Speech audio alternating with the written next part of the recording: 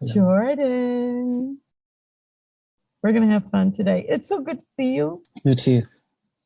Now, do want to talk to you though, because you have this very clever way of meeting people when you want them to come into your life. Yeah. And I was very intrigued by that, by the way. And you wanted to meet Deepak Chopra. Tell me about what you did to do that. This is just one of the people, because you met Yeah. the guy who, what's his name, that created email too. So let's start with Yeah. Deepak. And you're only 33. I don't know what you're going to 32. find at 50. In high school, around that time, I saw a book in the public library called The Power of Love, and Deepak's picture was on it. Right. And at that time, You didn't know I who he didn't was at the time? know that was my first exposure to him. It's like a picture on the Wow. back of, Right. and I got a vibe from it. I maybe didn't know at the time I would end up writing, he'd be a big part of my path, writing articles together and things, but Right. I knew that I would do it.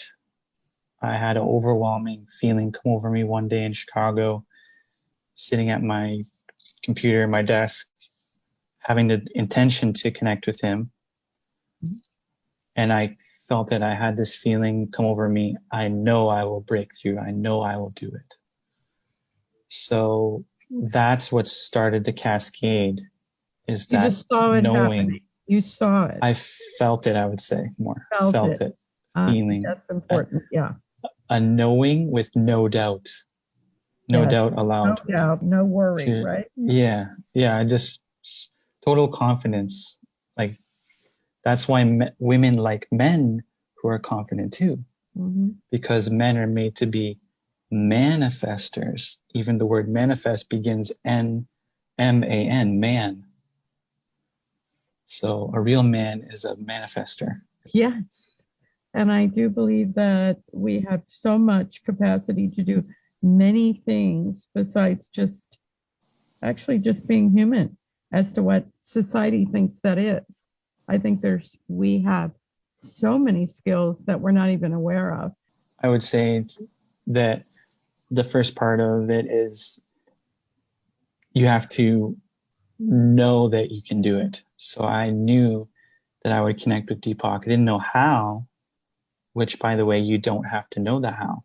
Mm, How is like, that's is in, almost like doubting, because it's like, well, that's the how is what gets in a lot of people's way, because they'll say, I want to manifest $1 million, or I want to meet my dream lover, or I want to do this. And then their mind will say, well, how am I going to do that? They'll start looking. You don't have to worry about the how. You just have to be in the now. You have to feel it now that I can do this. It's going to happen. I'm going to put in all the work that I need to. And you need to release the how and be more focused on your feeling that it's possible now. Inside of each person, there's a desire to become all that we can be, to actualize our highest potentials, yes, and to push ourselves to become better, and to really use this life to go as deep as we can and as big as we can. And that will create a conscience in the more awakened person that, no, I've been given this life and I need to actualize my potentials. That's really what manifesting is about. And it's about being aligned with where you're supposed to be, and being able to put your head on the pillow each night and feeling that sense of existential fulfillment, meaning I've done the best that I can this day to make what's inside of me fertilized and grow and to come out more. I've bettered myself in some way. That's what's really important, because enlightenment does exist. There is higher levels of consciousness, higher levels of fulfillment and meaning. And it is all these things that the spiritual teachers talk about. It's all real. So each right. person has these dreams that have been put inside of them. Specifically, you have been have been made in such a way that inside of you there's dreams that God has put in you, the universe, and they will talk to you. They'll be these voices saying, are you doing it? Or each night when you go to bed, have you moved further in that direction? And that's where you really feel that fulfillment, because if someone passes away, they want to live their life knowing I've done what is in my heart. I've I've gained knowledge. I've increased. I'm fulfilled. No one wants to pass away unfulfilled. We're so much more than our zip code, area code. We are literally spiritual beings having a human experience, and we can create whatever experiences we want to have. Your dreams can become true. They can become reality, and that's called manifestation. It's How do we turn that into reality? And often through intention. If we put desire and intention together, how is that done? yeah. So first off, to clarify, when I say this is a dream, Native Americans, if they say this is a dream, they mean it's a creative dream. Like you see all the dream catchers, because when you realize this is a dream, it means more like Martin Luther King when he says, I have a dream. Right. Everyone has secret dreams, secret aspirations, hidden desires.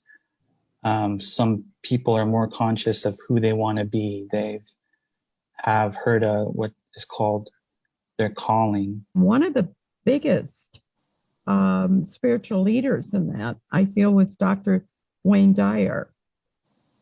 And even some of the quotes that you have shared with many people on Instagram and stuff. That's how I actually became interested in you, by all the wonderful affirmations that you leave on Instagram. So tell me what you feel about Dr. Wayne Dyer, and why for 25 years that he never gave up in trying to get people to understand manifestation in order to make their lives better. I think what made him resonate with people was his focus on the power of intention. Yes. And as a way to explain what manifesting is to people in a really easy way, or made easy, is that everyone gets the opportunity each day to decide, am I going to have a good day or a bad day? I agree. And that is, yeah. Some people think that that's a simple choice, but it isn't. I mean, if you really are going through a state of depression, and especially like in these times with the pandemic and all, I think people are feeling very down. So it's not something you can easily choose. And I believe, at least for myself, that when I take a walk, when I go into nature and things like that, or the ocean especially, it changes your mood. So therefore you're able to get to the point where you can even talk about this. Yeah. And that's why I'm saying, and that I think Wayne Dyer would say too, is that no matter how you feel first thing in the morning, whoever you are, especially if someone is not feeling good, still you can have the intention to feel good, or to move in the direction of feeling better. And that's why affirmations are really helpful. Yeah. Just to have them already either written down or something you can listen to, or like my Instagram or other pages, where you wake up, you become aware, okay, maybe I'm not feeling up to par, but I'm going to listen to this positive affirmation, or I'm going to read this positive book by Wayne Dyer. And the real challenge for people is they might still feel like it's not working, or some people will call it like they're in denial or something.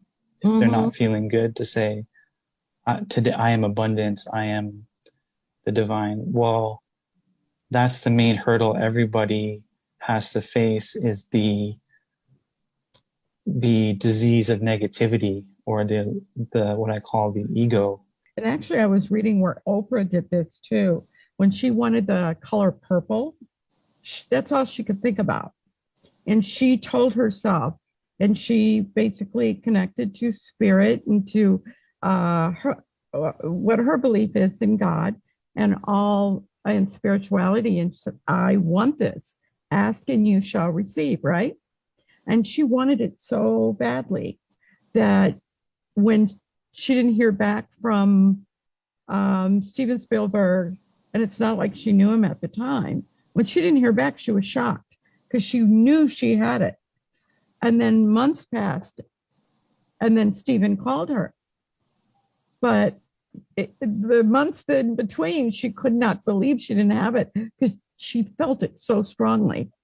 But I think most people give up because they give up before it actually does happen for them.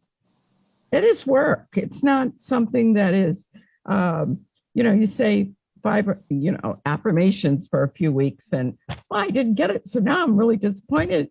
And this stuff is stupid, right? Yeah, and I think there's a difference when it comes to manifestation between giving up and versus surrender, because you can actually manifest through surrendering. I'm so depressed, like help me, universe, help me, God. And when you do genuinely surrender, the universe will answer you, will help you. And a lot of times that's when manifestations happen for people, is they have to get to the point of surrender. So that's a key thing too, is giving up versus surrender. And also, for example, like Oprah or someone who has a intention, they have to work towards it, but there also has to come to a point where you let the universe take over, and then oftentimes that's when it manifests. So I I have manifested, and then I get really arrogant about it, I think. And oh, I can do this and I can do that, and good things come to me, and then I forget to meditate, and I don't do the things, and I don't affirm as I should, and then my life kind of gets small again. But I really believe that the we can ask for big things, that if we want to call God or the God spirit or God intelligence, if we really connect to that, and I believe it is best through meditation, that we can ask, because I believe God wants us to have big things. us to have big things too. It's like the size of, think of how big God must be. And by God, I don't mean some old white guy sitting in a cloud somewhere. I mean, the universe is God, because this is a magical, something created the universe. There's an intelligence behind, like even the planet for us to be breathing right now. Scientists say a few decimal points in some of the cosmic laws, there would not be able to be life supported on Earth. That's God. When people do get to the point when they're depressed and they ask for help and they get help, that's God. But when you feel that you are part of a community or part of this world, period, and part of spirit, and communicate with all that, things just lift. Your mood does lift. You are uplifted. I know that nature to me is God. I have to be surrounded by nature, and then it's just like I feel the presence there. Yeah, Rumi, the poet Rumi has a beautiful saying, says, be with those who help your being. So be with like-minded people, and that does happen. You attract authentic relationships when you're authentic with yourself. So I think that's true what you said, that we do, as our spiritual path unfolds more, we start co-creating with other people. Certain people come into our lives, and we can, like a marriage, for example, would be that someone might manifest a marriage or